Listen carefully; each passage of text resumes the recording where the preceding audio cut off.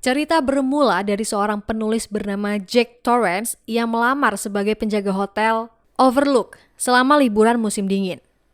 Manajer hotel bernama Stuart Ullman menerima lamaran Jack.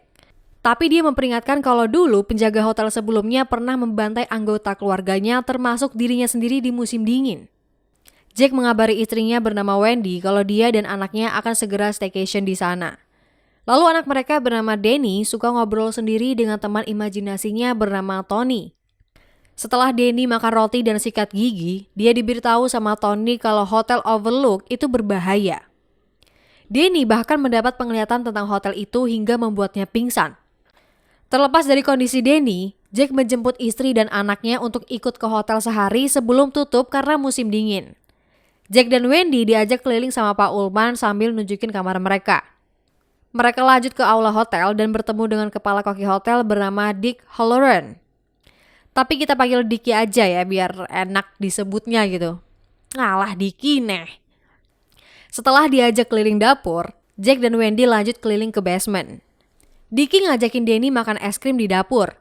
Rupanya mereka berdua shining alias memiliki indera keenam. Dengan ragu, Danny menceritakan penglihatannya kemarin pada Dicky, termasuk tentang kamar nomor 237. Dicky nggak mau ngasih tahu, tapi yang jelas dia memperingatkan Danny untuk menjauhi kamar itu tanpa alasan yang jelas. Sebulan sejak berada di Hotel Overlook, keluarga Jack menikmati full fasilitas dari hotel. Di suatu malam hari Selasa, seperti biasa Danny keliling dengan sepeda kecilnya melewati kamar nomor 237. Dia penasaran dengan apa yang ada di dalam kamar. Tapi baru aja pegang gagang pintunya, dia mendapat penglihatan sosok dua anak perempuan yang membuatnya takut dan bergegas pergi dari sana. Sementara itu di lobi, Jack mulai menulis untuk buku barunya. Dia didatangi Wendy dan ngajak ngobrol sambil nawarin cemilan. Tapi entah kenapa Jack jadi marah-marah cuma karena konsentrasinya hilang. Besok paginya badai salju mulai turun di Hotel Overlook. Danny dan ibunya bermain sebentar di luar hotel. Tapi kok tatapan Jack agak lain gitu ya. 2 hari kemudian keluarga ini sibuk sendiri-sendiri. Dari Jack yang sibuk menulis, Wendy yang mendapati telepon hotel terputus dan menghubungi kepolisian lewat radio, dan Danny yang masih suka bermain-main sepeda di lorong hotel. Kali ini dia dicegat oleh 2 hantu anak perempuan yang mencegatnya untuk bermain. Dia juga mendapat penglihatan bagaimana kedua anak itu wassalam. Hari berikutnya, Danny bosan nonton TV di lobi dan pengen ngambil mainannya di kamar. Wendy mengingatkan anaknya untuk tidak berisik karena ayahnya lagi tidur di kamar dan gak pengen diganggu. Pas sampai di kamar ternyata Jack gak bisa tidur karena merasa ada hal yang harus dia lakukan. Danny menanyakan beberapa hal pada ayahnya dan memastikan kalau Jack tidak akan menghabisi keluarganya sendiri. Beberapa hari kemudian, Danny mendapati kamar nomor 237 terbuka sendiri. Sementara dia masuk ke dalam sana, Wendy yang sedang memeriksa generator dikagetkan dengan suara teriakan suaminya yang mengigau karena mimpi buruk. Jack bercerita bahwa dia bermimpi telah menghabisi Wendy dan Danny. Tak lama, Danny datang dalam kondisi shock. Lehernya kayak ada bekas lebam gitu. Lah tiba-tiba Wendy main tuduh Jack yang telah melukai Danny. Padahal kan dari tadi Jack tidur ya, gimana ceritanya coba? Jack mulai merasa stres dan pergi ke bar yang terletak di aula hotel. Dia mulai ngelantur melihat seorang bartender bernama Lloyd yang melayaninya dengan minuman keras. Padahal di hotel cuma ada keluarganya doang. Saking stresnya kali ya, sampai Jack gak bisa bedain kalau Lloyd bukanlah seorang manusia. Lagi enak-enakan minum, Wendy datang membawa tongkat bisbol sambil kepanikan sendiri. Katanya Danny dicekik oleh seorang nenek yang tinggal di kamar 237. Di sisi lain, Dicky yang lagi rebahan sambil nonton TV tiba-tiba mendapat penglihatan kalau keluarga Jack akan mengalami hal yang buruk. Bukannya menemukan wanita tua, Jack malah ketemu sama seorang wanita seksoi yang bikin mata Jack langsung melek 100%. Pas lagi enak-enaknya digoda, wanita itu berubah jadi nenek tua yang sebenarnya udah jadi jasad di bak mandi. Jack langsung kembali ke kamar dan bilang ke istrinya seolah tidak terjadi apa-apa. Sementara itu Dicky yang khawatir berusaha untuk menghubungi telepon hotel. Cuma ya jelas gak bisa lah kan dari kemarin-kemarin udah rusak. Wendy merasa ada yang gak beres di hotel ini. Dia meminta Jack untuk pergi meninggalkan hotel tersebut. Tapi Jack malah marah-marah udah gitu nyalahin terus ninggalin istrinya. tanpa mereka tahu kalau Danny lebih ketakutan karena mendapat penglihatan mengerikan lagi. Saat Jack berjalan di koridor hotel, dia mendengar ada pesta yang sedang berlangsung di aula hotel.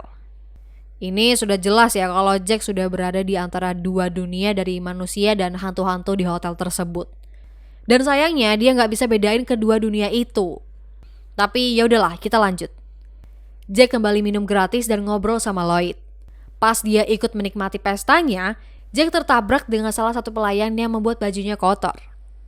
Dia diajak pelayan itu ke toilet untuk membersihkan pakaian Jack. BTW, pelayan ini namanya Delbert Grady yang mengaku sebagai penjaga hotel. Jack jadi teringat kalau Delbert adalah penjaga sebelumnya yang dahulu dikabarkan menghabisi istri dan anaknya sebelum akhirnya wassalam mandiri. Delbert menegaskan kalau Jack adalah penjaga hotel untuk selamanya dan tidak akan pernah berubah. Di sini arwah Delbert juga memberitahu soal indera keenam Danny yang mengganggu ketenangan hotel ini dan bagaimana istrinya yang gak menghargai pekerjaan Jack. Dia pelan-pelan mempengaruhi Jack untuk mendisiplinkan anak dan istrinya. Jack keluar dari pesta dan mendengar radio panggilan dari petugas, tapi dia malah merusak radio itu. Dickie yang tahu kalau keluarga Jack gak bisa dihubungi, nekat kembali ke hotel dan menerjang badai dengan mobil. Wendy berniat mengecek kondisi suaminya. Berbekal senjata tongkat baseball, dia mencari suaminya di lobi tempat biasa suaminya mengetik naskah. Di sana, Wendy mendapati Jack terus mengetik satu kalimat yang berulang-ulang, menandakan kalau selama ini Jack selalu merasa ditekan untuk terus bekerja tanpa menikmati waktu luang dan dianggap nggak berguna. Saat ketakutan melihat hasil pekerjaan Jack, orangnya muncul dan membuat Wendy makin ketakutan. Saking takutnya, Wendy terpaksa memukul kepala Jack dan membuat suaminya terjatuh dari tangga dan pingsan. Wendy lalu membawa Jack ke tempat penyimpanan makanan dan dia mengurungnya di sana sambil membawa sebuah pisau untuk berjaga-jaga. Jack memperingatkan Wendy kalau mereka tetap gak bisa pergi dari hotel ini karena dia telah merusak hotel dan satu-satunya mobil untuk melarikan diri dari sini. Beberapa jam kemudian, Jack terbangun dari tidurnya dan ngobrol dengan Pak Delbert. Dia yang sudah terpengaruh dengan arwah di hotel itu akhirnya tunduk dan mematuhi Pak Delbert untuk menghabisi keluarganya. Sementara itu di kamar, Danny yang kerasukan membangunkan ibunya karena seorang pembunuh berada di kamar mereka. Siapa lagi kalau bukan Jack dengan kapaknya untuk menjebol pintu kamar. Wendy mengajak Danny untuk bersembunyi di kamar mandi dan mengeluarkan anaknya keluar dari hotel lewat jendela pintu kamar mandi. Tapi sayangnya, jendela yang sudah beku itu nggak bisa digeser lagi dan membuat celahnya nggak muat untuk Wendy keluar dari sana. Teriakan Wendy bikin Jack tahu kalau mereka berada di kamar mandi, membuat Wendy pasrah menunggu dengan pisaunya sambil ketakutan. Not by the hair on your chinny chin chin.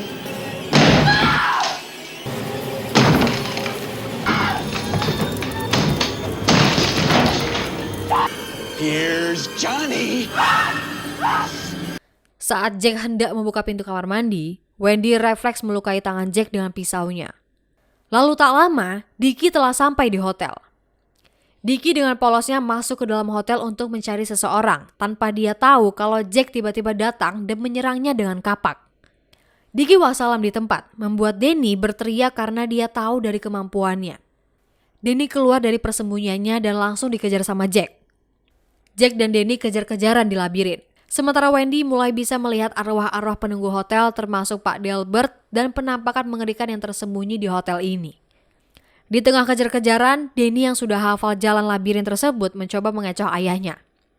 Karena Jack mengejar Danny dengan mengikuti jejak kaki, dia menghilangkan jejak kakinya sendiri, menunggu sampai ayahnya tersesat dan pergi ke jalur luar. Danny berhasil keluar dari labirin. Begitu juga dengan Wendy yang sudah keluar dari hotel.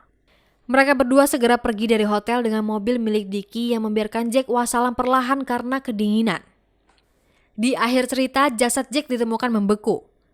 Lalu di foto aula hotel, Jack terlihat ikut berpesta dengan yang lain di tahun 1921, di mana dia terjebak di masa lalu untuk selamanya.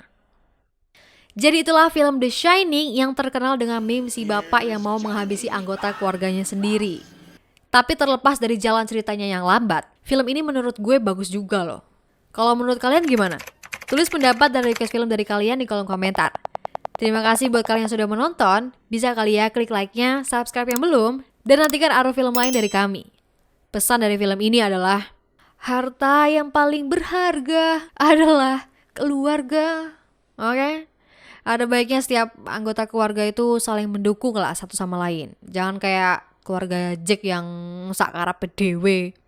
Kesepian tanpa kekasih, sekian terima kasih. Sampai ketemu di pembahasan berikutnya. Bye-bye.